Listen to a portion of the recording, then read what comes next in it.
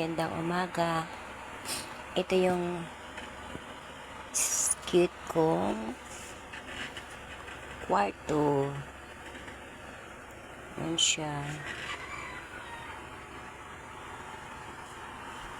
Para sa akin, cute na siya ha. Huwag na kayo mag-react.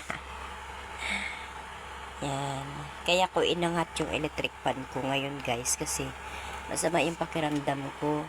Kaya inangat ko siya pataas. Ayan yung small room ko. Ayan.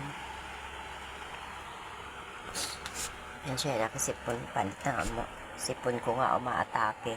Tapos dito ko nilalagay yung may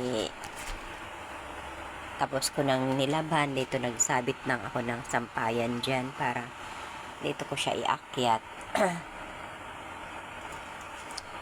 Ayan dyan ko nilagay.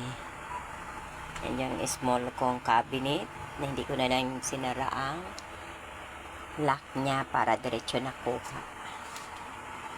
Ayan. Wala ko ng sampayan dyan anytime na bagong laba, sinasampay ko dyan. Pasensya na kayo at ito yung boses ko sa iba talaga yung pakiramdam ko guys. Simula nang may ginawa ako sa baba, pati sipon ko, pero iniinuman ko naman po ito ng gamot.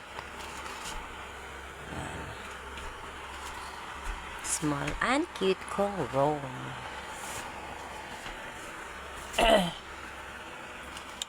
Okay guys, thank you for watching. Salamat.